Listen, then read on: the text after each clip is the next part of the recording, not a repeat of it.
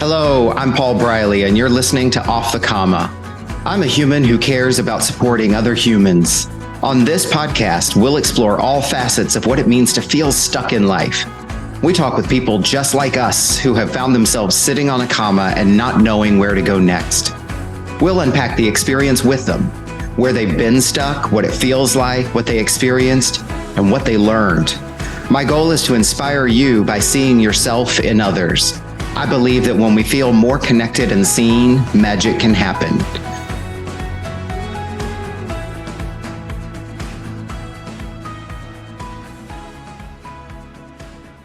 Amy, hi, I'm so excited to have you here with me. You are another of quite a few guests so far up to this point who are people that are kind of new to my circle, new friends as I consider you. You and I have just gotten to know each other over the past 1 year, roughly, I think. That's what I was going to guess. Yeah, about a year. Yeah. And I'm super excited to have you here, and I'll turn it over to you. Let's start with getting to know you, and then we'll get into the show. So, Amy, tell us a little bit about yourself. How would you like to be known, and what would you like folks to know about you? Yeah, it's so funny because I am someone who has a lot of interests and a lot of hobbies. So how would I like to be known? I think today in this context, probably as a coach. I'm a professional coach with both the ICF, and I'm also a Gallup certified strengths coach. That's kind of become my brand. I'm also a human being with lots of other complex identities beyond that, and Mhm. lots of hobbies that may or may not come up as part of this conversation. But I think as a coach is probably how I'd like to be known today. What would be some words that you might use to describe yourself? And it's not a test or a quiz. I do this with most of my guests because I really do appreciate exactly what you identified, which is we're humans. And so I just love hearing, what other kinds of words people use to describe themselves. What would be some adjectives you would describe yourself with? So I would say creative and confident. I kind of want a third word that starts with a C, but the other word I was going to say, well, maybe I will. I'll say communicative. Okay. I'm also a driven person. That's kind of my go-to adjective when we do that as an activity. I have like a real high levels of intrinsic motivation that are always kind of driving me forward. But yeah, I think creative and confident are two words that I like to use to describe me, and I think have been there throughout my life. And you pulled off the three C's. I don't And I got the third. I know, I felt like I needed it. what is it about us, that I do the same thing. It's like it's got to be three, and they've got to somewhat match. But you really leaned into the word driven, and not to add time to the episode, but it's part of you and your story. What does being driven mean to you before we jump into the episode today? Yeah, I like to think of it as a positive that I always have something going on. And it's funny because it's going to play into this episode and this whole concept of comma. I'm not someone who stands still very often at all. I mean, the other side of this driven coin is you also could describe me accurately as restless. That's Mm. also me. Um, but I'm always kind of in motion. I always have something in the future that I'm thinking about. So I'm very future oriented. That's part of what driven means. I think I like, and I'm very fortunate that I've been able to work on things I'm passionate about. And so part of driven to me means like toward a mission. I'm driven toward something. It's not just, running directionless or aimless around. For me, the driven is toward a target. So I think it has that future focus. I think it has a high capacity for activity. I like to be busy all the time. So I think those are some of the elements that I would say are driven. Yeah, that's pretty cool, and I love continuing to get to know you even deeper. Every conversation we have is always a little bit more. So this is what carrying the flashlight into yet another room in the house of Amy, so to speak. I know. I feel like if that was the metaphor, if it was a house, there'd be so many rooms and each one would be so interestingly different. It's funny, like you're not one of the people that I would say like this, but oftentimes I meet people and I try to just really slowly unveil all the different things I do because I feel like there's a look they get on their face at some point of just like, that's a lot, or like this kind of overwhelm. Mm, So I think I've learned over the years to kind of slowly add detail and see how much people can handle of the things I've got going on. mm. But yeah, if it was a metaphor of a house, it would be a really big house with lots of different rooms that are all dedicated to really different activities. Nice. I love that visual. And you and I will have to offline on this method or technique of slowly revealing things because that is not something I have learned in my life. And the that's a bit much or you're a bit much is a look that I get from people all the Yeah. time. So, oh, There was a term a few years ago, people were using this word extra, and I hmm. kind of embraced it. It's like, yeah, I think I'm extra. Mhm. Amy, as you think ahead to the conversation we're going to have on this episode today, what would be your intention for yourself? So I actually don't spend a ton of time reflecting on the past. So I'm actually interested in this conversation to see what comes up or what I remember about like going back. And I'm going to tell a example of a time that's already happened. And so my intention is to Hmm. explore where that goes and to, even though I just said I'm driven, to not necessarily drive it in one direction or another, just kind of see what unfolds as I kind of go back and try and remember events that have passed. And my other intention is just to have fun. I like to talk. I like talking to you. So I think it'll be a fun next bit of time here together. And I really appreciate this that you've shared. See what I remember, see what comes up. That's really cool in the telling of the story to kind of allow that to unfold and allow discovery to come from something that's already happened. So I'm really excited to be part of that with you. My Yeah. intention is, as always, to hold space for you to be able to explore as you've identified, and also that out there, someone who's listening to your story will hear a little bit of themselves in your story and connect with you in that way, and that it might bring a little bit of light to someone who might have been feeling a little bit alone or maybe feeling a little bit out there, and kind of brings them into this fold of humanity that we've both been talking about. Yeah. Wouldn't that be lovely? I hope so. Yes. All right. So, as always, we have 5 questions that frame the episode, and you and I haven't really talked about the story you're going to be sharing. So, I'm excited to hear what you have to share with us. So let's just jump in with the first question, and that is, Amy, where have you found yourself sitting on a comma in your life? So this is where I was talking about this kind of restlessness. I started thinking about that, especially the word sitting. I was like, I don't know, I hardly ever sit down. So in my version of a comma, I've been standing on a comma Mm, and walking like it's a treadmill. Sometimes for me, it's hard to go back and find where the pause is because I don't stop moving during the pause. I was thinking about this idea of like, when you're a restless energy kind of person, I'm also probably described it like type A kind of personality. Like I always have stuff going on, always stuff going on. But the story I thought I would talk about is a time where I was moving and I was doing the things and, working and staying busy, but I wasn't going forward anymore. I didn't know where was I going to. So I'm on like a treadmill or a hamster wheel or a stationary bicycle or something. So for me, it's a little less like sitting on a comma. It's more like, wait a minute, I'm still putting out a lot of energy, but I don't know where I want that energy to go. And I don't feel like I can see beyond today. mm, And so for me, one of those times, or the time I thought I'd talk about, was right as I started to transition into the job I'm in now, and actually coaching. So this is a point in my life where I actually didn't know what coaching was on before this kind of comma was before I started moving off of this comma. And as I started to make some changes in my life, I finally could see, like the light in at the end of the tunnel, or like see that I was even in a pathway at all and kind of get off that stuck feeling of treadmill. So yeah, I think it was a time in my life right as I was transitioning into the job I'm in now, and also finding coaching not just as a career choice, but also how much it helped me in my own personal development. mhm. I told people as I went through my own coach training program, I was most excited about getting coached by other people. I mean, I wanted to learn about it, I guess, but mostly I was like, oh, this is great because I'm sure we practice on each other, which we did. I'm like, I'm going to get coached every day, by all different kinds of people.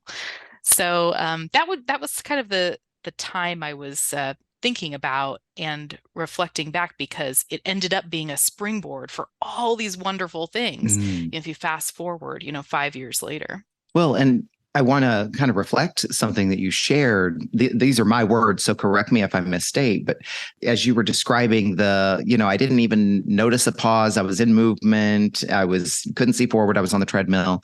This phrase came up for me that stuck doesn't always mean still. Mm-hmm. And so there's that piece. And what I'm really curious about is you've kind of laid the framework for us. This is what was happening in my life. These are some of the things that I was feeling.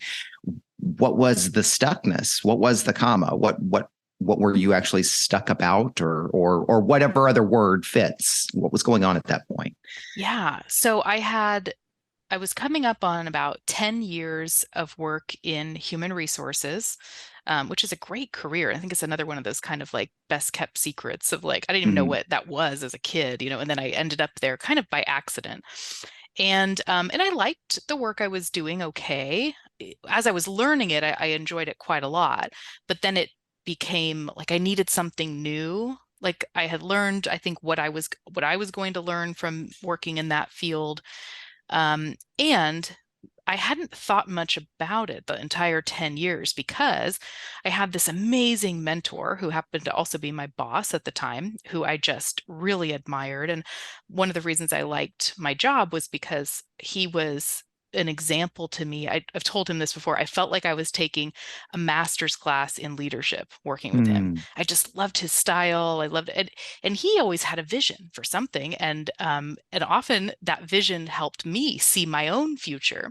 And so all of those years, I was sort of, maybe I took it for granted, but I was just kind of seeing where did he think, what did he think I should be doing, and enjoying it as I went. And then he went and retired. mm, And and that was the first time that I kind of looked up and I thought, well, okay, if he's gone, uh, do I see this path for myself? How did I get here? One, am I enjoying this enough to keep going in this direction, or do I take all the lessons and all the gifts that I've got along the way and pivot here?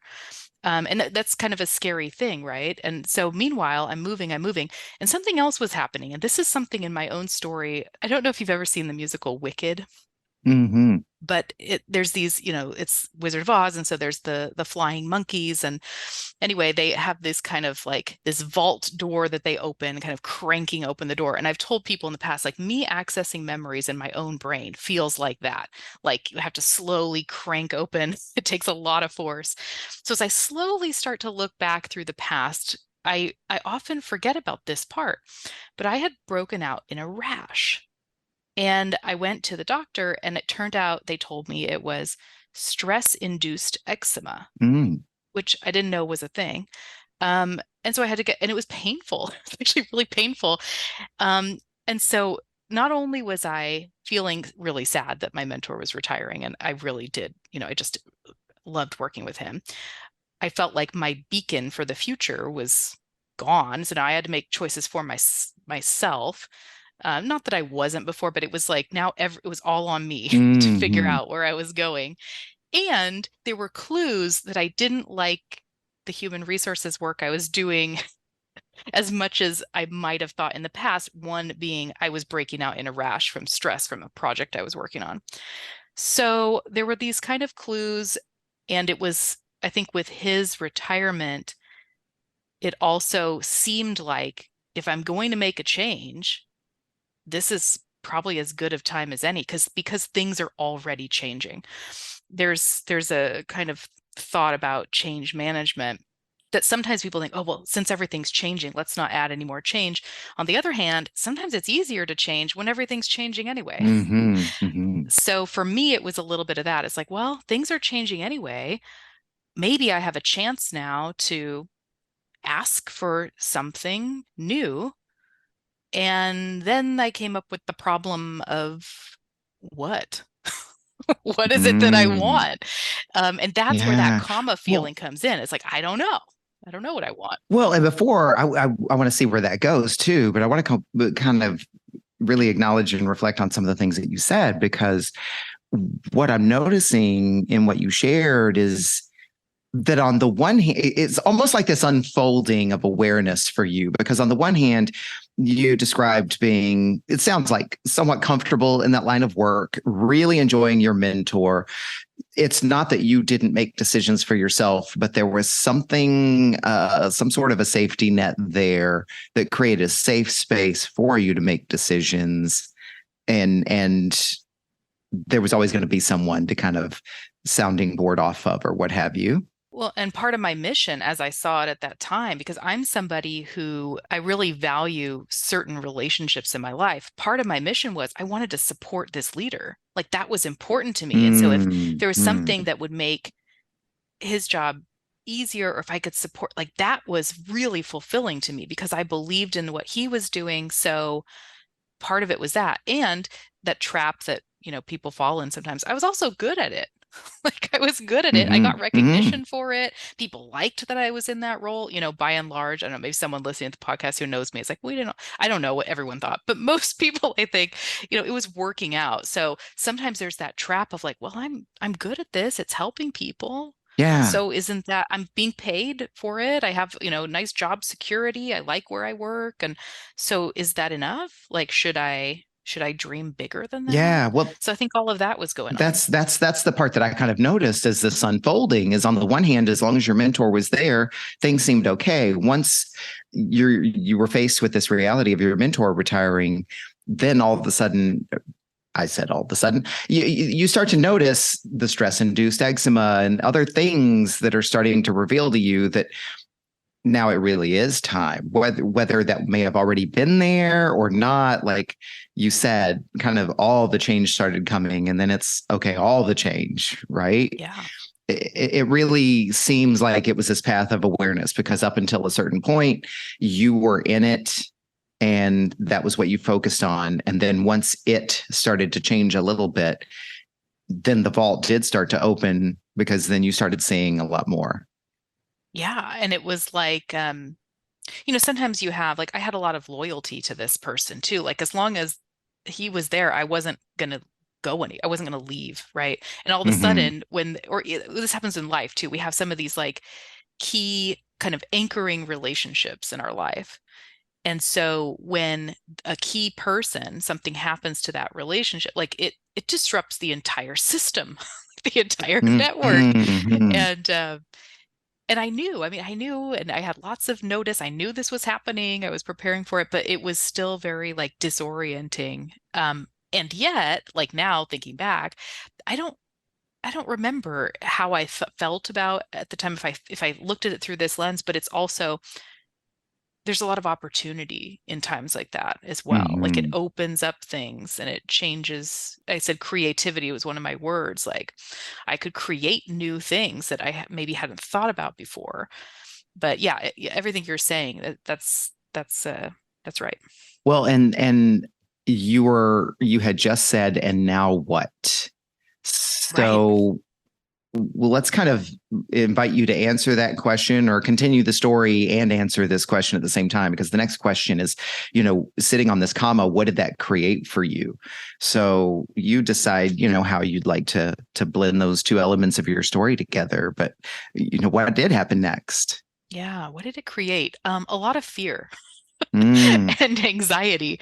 I'm also a pretty highly anxious person, which people don't often pick up on because one of my favorite things to do is public speaking, which is what a lot of people are afraid of that. It's like I don't know, top three fear or something.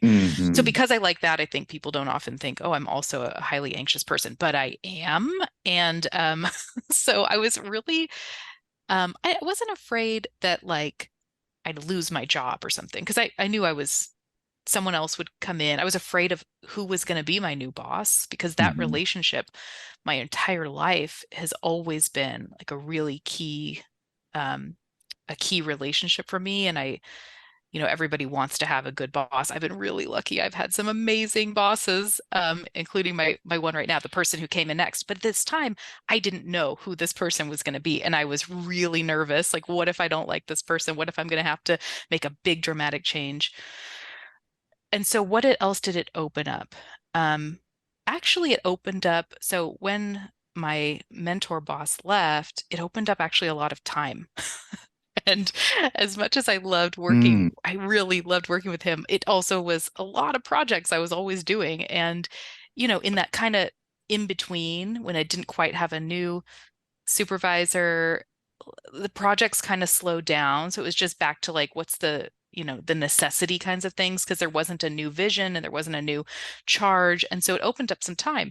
And what I did with that time, to answer your other part of your question, I just started taking like as many training classes, as many opportunities to just learn things and kind of meet people outside of my area. Because the other thing about human resources, which depends, I guess, what part of human resources people work in, but it can generally be a behind the scenes kind of job. mhm, So I mhm. wasn't working, I wasn't out interacting with a lot of people. And so I started taking these training classes. I started getting certified and stuff. It was really funny because someone could look now at my LinkedIn or my resume or whatever and think I planned that all out. Like I just because I started to find a common thread, but really it was just anything interesting and new. I was up for it, and I wasn't really sure where it would lead, but I was particularly interested in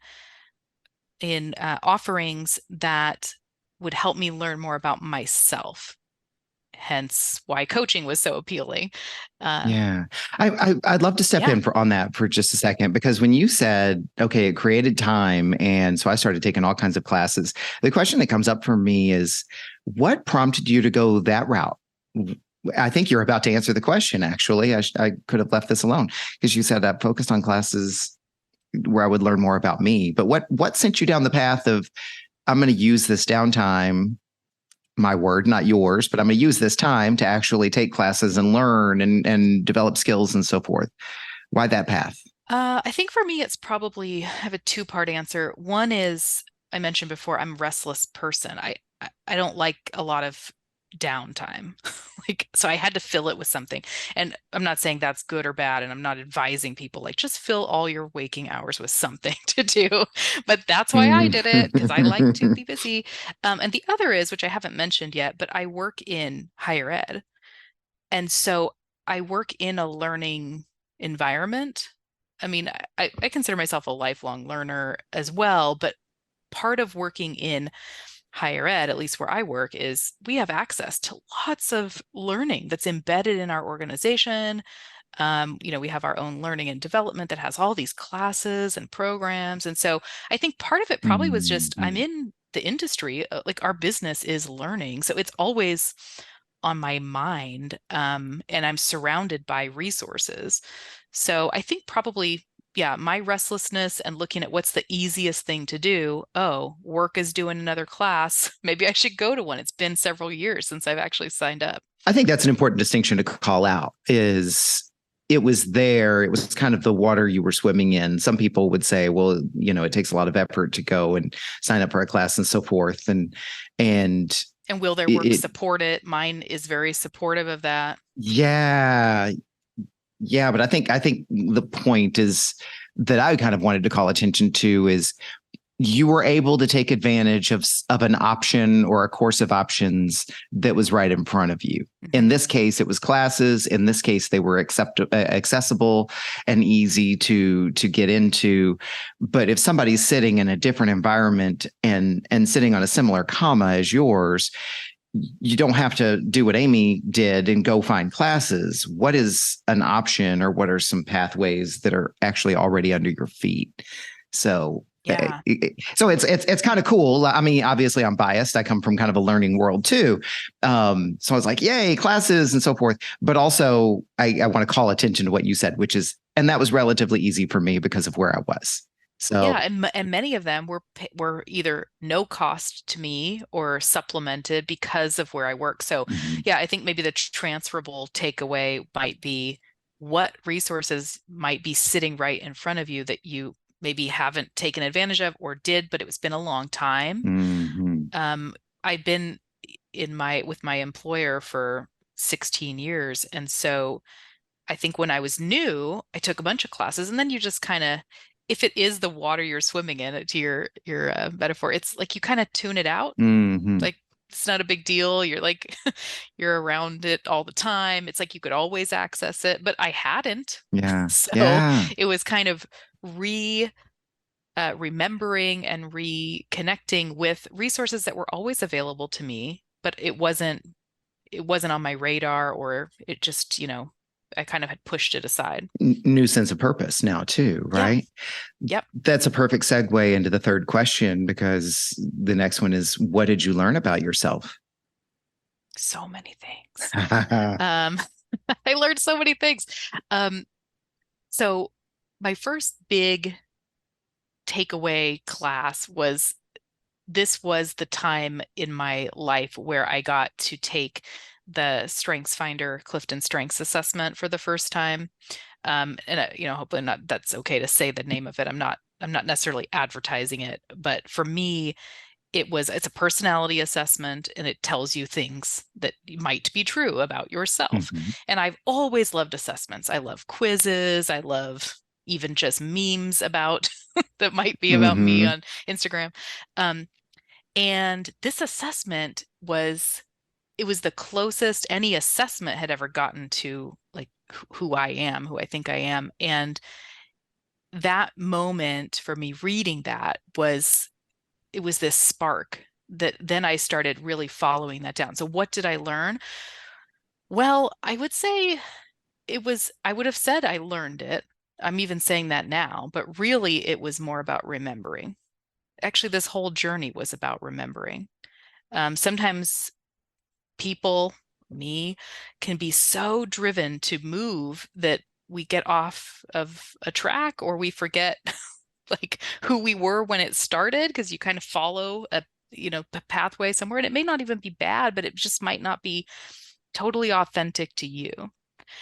And I'm not someone who likes to think about regret, or I don't live my life with many regrets, but I take those as learning. So what did I learn about myself? I learned or remembered, which is so funny because I have my undergraduate degree is in Mhm. acting. So this wasn't new, but I had forgotten somehow, or at least I had said that's not important right now because I'm doing professional life or something. I like to be in front of an audience. I like to be out in front of people. Mm. That's what my report says all over it. My Clifton Strengths report. It's like you, you like an audience. Literally those words. I'm like, yes, I do. And here I am sitting in an office on a computer with no audience. Like in a secret room doing secret HR things. Um, Mhm. so one of the things that was really big was I also love um, at, at first I thought it was teaching. I've kind of moved on from that a little bit. And I think what I really like doing is I like facilitating transformational experiences for groups of Mm. people who will continue to know each other beyond that one day of training. And I like to be there and create experiences and spaces for people to change their perspective, deepen their awareness, all that. But at the time, I described that all as teaching. I like teaching.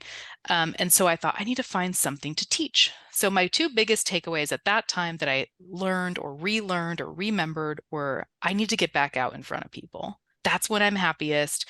That's how I think I contribute best.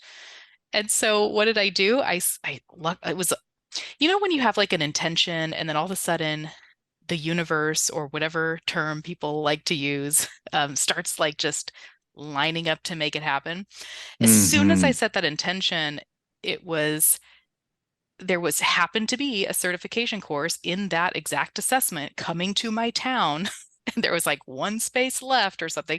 And I got in just right in time. And so fast forward, I actually teach that assessment now, which is so funny because it's the assessment that helped me remember that that's when I'm the most passionate. That's when I'm the most excited. And so, Well, and yeah. if I may, I want to call attention to that, because I think that's such an important takeaway and a call out. And I appreciate you pointing that out and playing with the distinction with the words there, because it's not so much that you didn't learn things along the way, but what you're really pointing out for us is that through the process of learning, it reminded you of an original path, original passions, original preferences that you had just, quite frankly, forgotten, gotten off track on, as you said, right? They weren't in my job description, Yeah. whatever the reason. Yeah. So it's not that you went out and learned a new skill. And all of these paths are valid, right? But for you, it was you went out seeking something and you found something that was deeper and more uniquely you, but that had already been there before too. Yeah. Yeah. It's like I went out walking and something just turned me around and there's a mirror and I'm like, oh, I already had it. I'll literally go back now because I keep journals, but I rarely ever go back and read them or look at them. But every once in a while, if I'm like cleaning out an office or something, and I flipped open some note I took, like 10 years ago, and it's like the answer was always staring me right in the face, but I didn't see it the same way as I see it now. So yeah, that Yeah. was what my path was really about, remembering who at my core I am, what I like to do, and feeling the courage to be more of that person. I think there's lots of reasons that people might, or even how I started this call. I'm like, sometimes I'm a little extra, so I try to calm down. Um, how do I be more of my authentic self? How do I connect to that person? And then what I now say is my purpose is to belong to myself, to be my authentic self, and to help other people do that same thing. Because I think by standing in our own strengths, we can help other people like feel like they have permission to do that too. And actually, nobody has to give you permission to do that. What comes up for me is remembering who you were and how you described, like, I like being in front of people. And there's not necessarily a job description for that. There are lots of jobs that have job descriptions that is suited for, but you didn't just go out and it's like, okay, I'm going to change jobs and do this. It was like, this is the thing. This is the what, the why, and even a little bit of the how. And then you were able to kind of translate that into something different. You haven't really described that for us, and I think that'll probably come up next. But you didn't go out looking for the next job necessarily. You weren't even seeking a job. You didn't say. But what you discovered wasn't just some job. It was something that's uniquely you, and then it influenced where you went next. Yeah. Yeah. And there's something else that was happening around this time. And it was that there was another person in a leadership position at my work. And they had asked me to put together a list of things I would like to work on.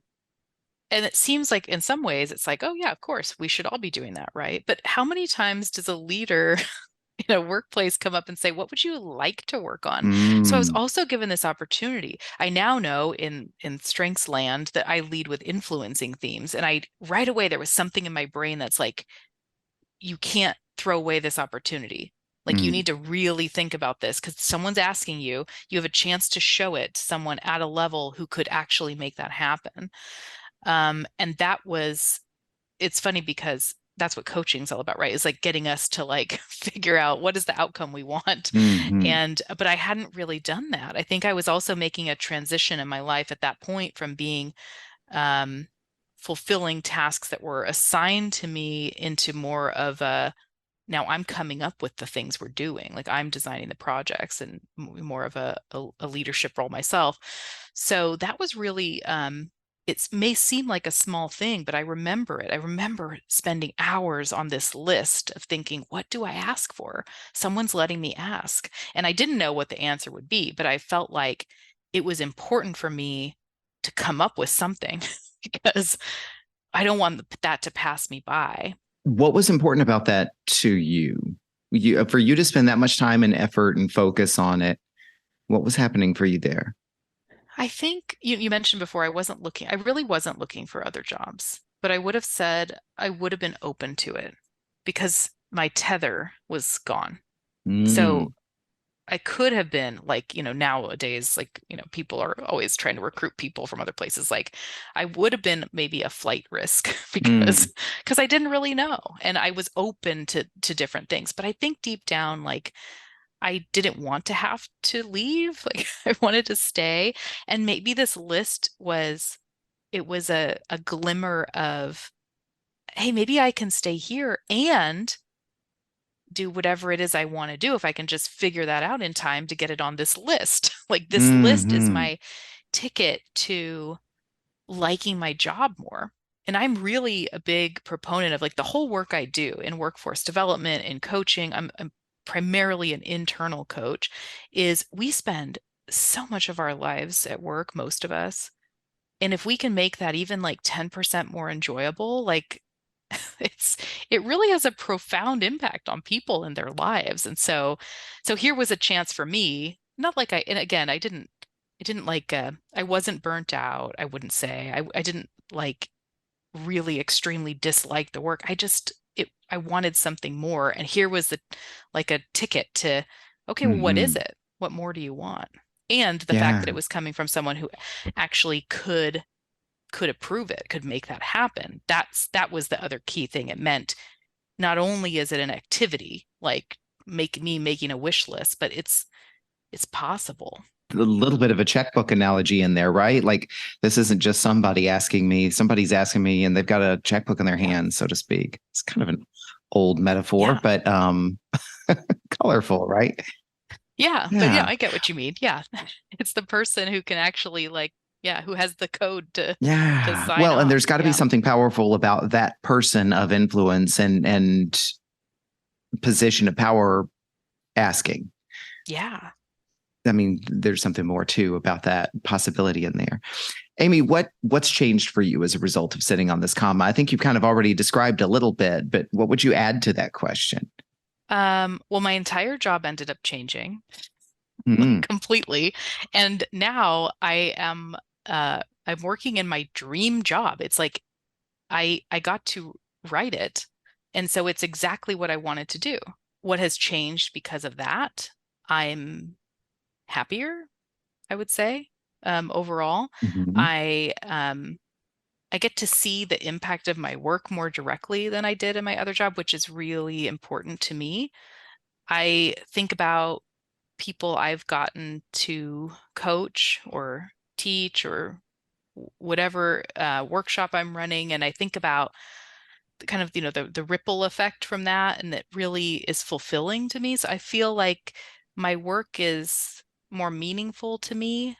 mm, Um, I also think I'm not as afraid of pausing as I used to be. I think it's implied that sitting on a comma isn't what you want to do, right? Or you don't want to be there too long, or you don't want to be there forever, or whatever. mhm, And I think at the time, like I said, the first thing I felt was fear. Like I can't stop because I don't want to get stuck here. Or I don't want to, but I think what's changed for me is, and part of it's because of coaching, and it's really helped me to challenge any way I think or believe about anything and say, like, is that actually true? What you what you believe? mhm. Like the Byron Katie, Yeah. is it true? Is it really true? What would happen if you didn't have that thought? I think there's a fourth question I can't think of right now, but I'm not as afraid of pausing as I used to be. And I think that's good because it's part of life, right? Like, and it's healthy. And sometimes I think, what if I hadn't? What if I had just kept plugging along? I'd probably answer that I was fine and that life was fine, but I wouldn't have known all of them. Well, maybe this is the right word. I thought it maybe sounds a little dramatic. The magic, the magic Mm, that happened next. mm, So I think if I have another pause kind of moment, which again for me is more like standing and moving at a fast speed, trying to pretend I'm not in a pause, I don't think I'd be as afraid of it because I'm grateful. I'm really grateful for it. Yeah, now I can't think, what if that hadn't happened? Well, I guess I wouldn't know. But I think what's different for me is I look at my own career trajectory differently. I found a type of work that I really love and hope that keeps being true for years to come. And I've met some really cool people, like including you, Paul Briley. Coaches are cool people. And I think of all the people in my life who I didn't know, if I think about like before the pause and then to now, there's so many great things that have happened and people that I are now, some of my closest friends I've just met in the last few years. Well, and I love the attention that you call to essentially, sitting on a comma or being on pause is a neutral thing, right? There's a lot of beliefs that are packed into it because often people come to this is what I've learned from just my own experience being a coach, talking to people on this podcast. When we come to that point, it's not necessarily always intentional on our part. And then all these beliefs come into it. You yourself described your own experience with it. But as we go through the process, then it unfolds and we can see and take from it so many different things, right? And so you even in your own story here, you've talked about finding yourself at this place, feeling certain ways about it. And now here you are full circle. Hey, what if it hadn't happened? And look at all the things that did happen as a result of it. So it's a gleaning process in a way. It's very much can be very developmental for us if we allow it to be. And for me, one thing I'll add is, so in the middle of all this, I ended up going back to school and getting a master's degree, which, on itself is, that's a cool thing to do, or can feel like an accomplishment, and it is, and all that. But of course it is. Yeah. For me, it was something on top of that, it was something I always thought I would do. And years ago, I didn't pursue it because I didn't know what I wanted to study. And for years, it's just been in the back of my mind. Like, I really would like to do that, but what is it I want to do? Like, what do I want to make my career? And I didn't know. And then as soon as this pause happened, I did the reflection. I started taking classes, meeting new people, getting out of my own comfort zone, comfort cave. And all of a sudden, it was all so clear. And so just in these last few years, all that was happening. Plus, I found a program, enrolled in school, finished my degree. And it was like all those years, it was something I wanted, but I didn't have the clarity. And so something about that pause gave me so much clarity that then if I'm like, I don't know, evening out the speed of things, of which things happen, everything that happened after that point seems like it's on fast forward, like accelerated. Mm-hmm. So sometimes there's that kind of rest that's necessary so that you can have the energy for the next leg of the journey. Because once I reactivated, it was very kind of fast and furious. Like, as soon as I found what it is I want to do, I was like, oh, yes. And in coaching, I tell people, too, or we've talked about this with other coaches, is often the hardest thing is figuring out what it is you want. And once you figure that out, oftentimes people realize it's not as difficult as they thought to make it happen. So for me, that was the case. It took a little while to figure out what was I going to do next. But as soon as the clues started coming and those sparks started happening, it was pretty rapid fire from then until now. And lots of big things and big decisions that were easier for me to make the big decisions after the pause because I had a new clarity that I hadn't had before. And it also brings up the concept of sometimes it's just not as complicated as we are making it. Yeah. I'll keep it brief, but I had a similar experience. I had always known as a young person that I was going to get my college degrees because I was going to be the only person in my family who did. Well, I ended up getting into a job that had me traveling full time. And it was like, I already have this career that I was going to be going to college to get. So I put college on pause. I got about halfway through a bachelor's degree. And then just had this amazing, career that opportunities didn't, evade me. And that's a whole other episode. We can unpack why that might be. But not having the degree didn't really cost me anything in my career. And then I tried again. I was at a VP level in a company and I tried again because it was going to be local and I wasn't traveling as much and things didn't line up and so forth. It's like, okay, well, I've waited this long. And then when I was no longer in a corporate job, no longer looking for a job where typically I'm doing air quotes, a degree would be the ticket to entry. And then COVID happened is when like, I guess I'm going to go ahead and finish that degree. And the thing is, it was not that complicated then, to your point, because I was only doing it for me, which meant I didn't have to worry about where I went and how I went and what I took. I did it for me, my purposes, my reasons, my cost, my time, my institution. And it just slid by. I finished that bachelor's degree in 11 months and added a master's and did that in 3 months. Oh my goodness. Amazing.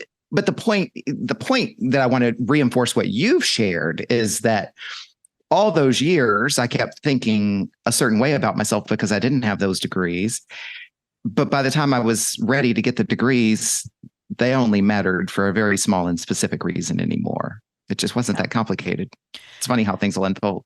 Yeah, and we could go into a whole nother thing about degrees. And like I always want to be careful too, because I live in the world of higher ed. I love certifications. I love degrees, but certainly that is not, that is not a measure of, your own intrinsic or your own self-value. And for me, it was important because it was a goal I always wanted to achieve. And there's lots of pathways. And when you said that, it resonated with me too, because my master's degree is in leadership.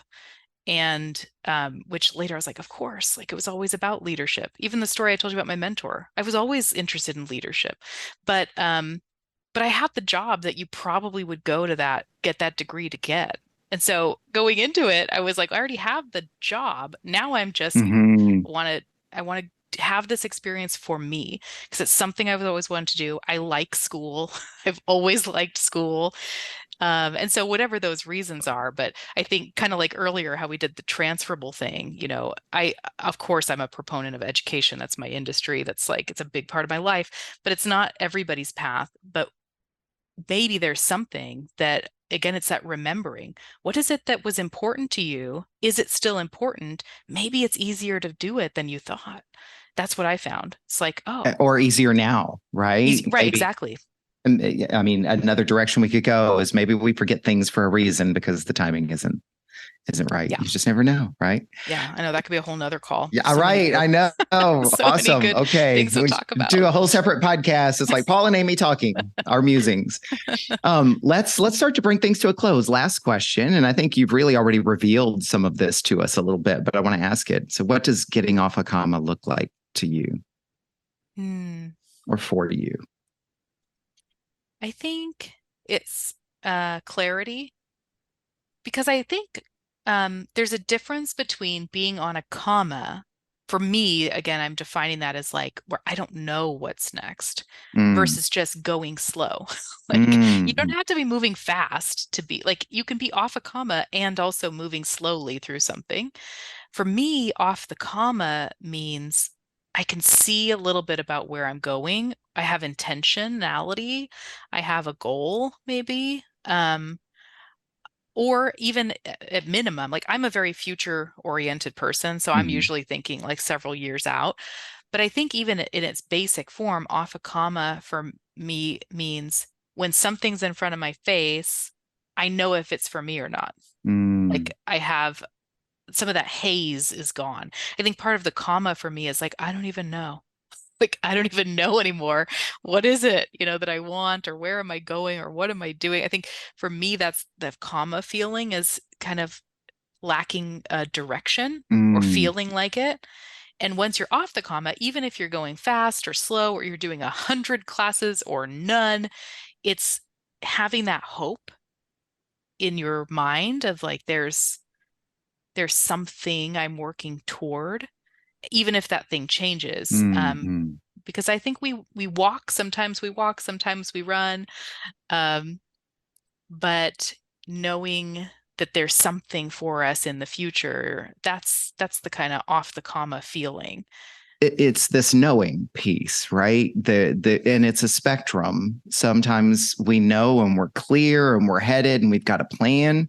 And on the other end of the spectrum, sometimes there's just kind of like this little nudge of knowing that it's not entirely sure where it's all going, but this is definitely the step to take or the direction that I'm going, right? And so I really appreciate that reflection on your part. about the knowing if it's me, if it's for me or not. Amy, what would you acknowledge yourself for, having now kind of completed the storytelling part of the podcast?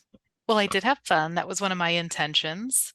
And I started with the story of, kind of my job change, but I also, just kind of stayed in the moment and kind of went along with it. I also really, well, I'll acknowledge you for it. I like the moments where you called out about what are some things that could be transferable, or somebody else, it might be a different example. Mm, And actually, that's even meaningful for me too, to kind of take it back into a broader sense. If it wasn't about this one specific thing I did, it's what that meant and what that represented. Um, mm. I also will acknowledge, because it is hard for me sometimes to remember things that happened, that I think I got most of the big key points. So good job on that.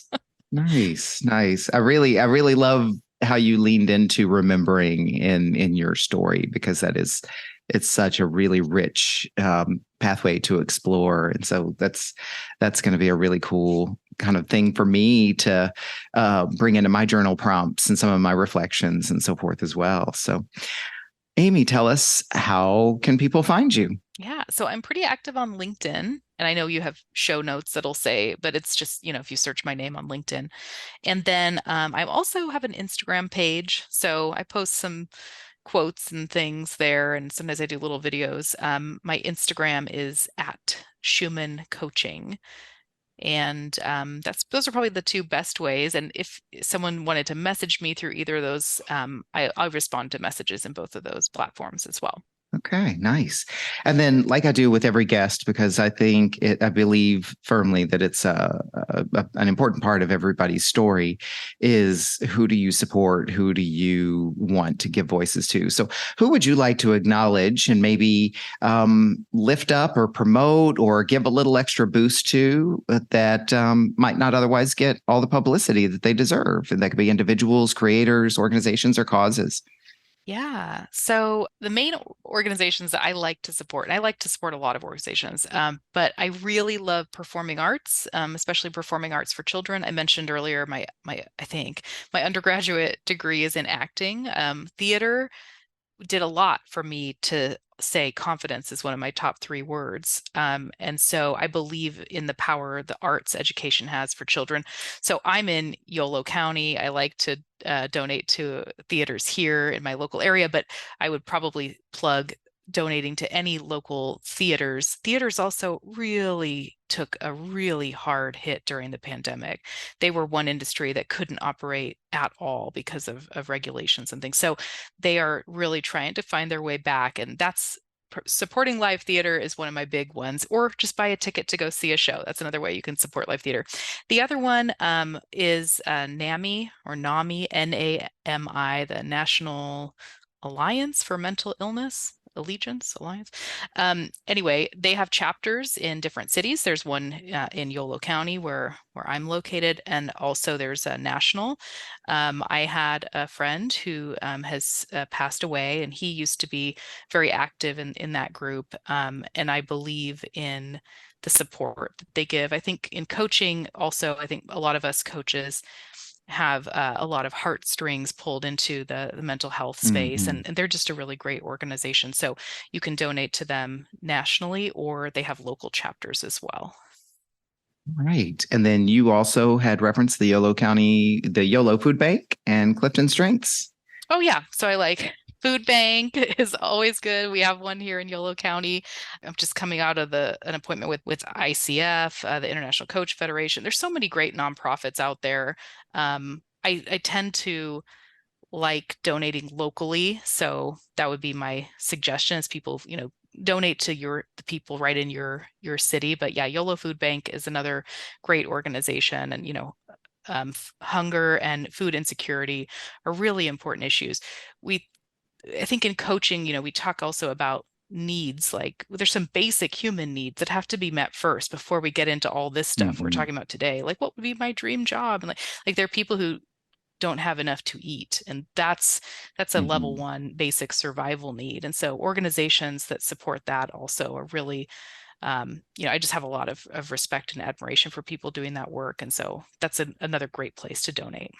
Well, Amy, thank you for these acknowledgments, for sharing your story, and for really everything that you've allowed us to be a part of today. So I'm looking forward to you and I having more conversations. And just again, thank you for helping us see a little bit into your experience. Thanks, Paul. This was really a blast, and thanks for having me. What an honor it is to witness these stories from these amazing human beings, and today's guest was no exception. I invite you to think about what you learned from this conversation. What stood out for you? What challenged you? What inspired you? And I encourage you to write it down in some form of journaling and reflection. I can't tell you how magical it can be to set aside your expectations and just let your thoughts flow out of your head and onto paper. You don't have to have an agenda. You don't have to do anything with it, but you can be amazed at what comes out of your thoughts and onto paper and what that can do for you. I know freestyle journaling has been a powerful practice in my life for a very long time. You just never know what you might discover about yourself. Thank you for listening to this episode of Off the Comma. Follow me on social media at Off the Comma, and also look for upcoming workshops and events at offthecomma.com, or better yet, go to offthecomma.com and sign up for my mailing list and let me bring the news directly to you. I am passionate about keeping this podcast ad-free so that we create a safe container for people to be able to tell their stories uninterrupted by commercials and promotions. I currently cover all the production costs, and I'm happy to continue doing so. And I'm also open to and appreciative of any donations that anyone would like to contribute. This is nothing more than to be able to support the podcast and cover some of the monthly editing and producing and equipment costs that are associated with this podcast. So look for the donations link in the podcast descriptions wherever you find this podcast. Be sure to like this episode, follow the podcast, and more importantly, spread the good word. If you were moved by today's conversation, pass it along to someone you care about. As always, keep noticing.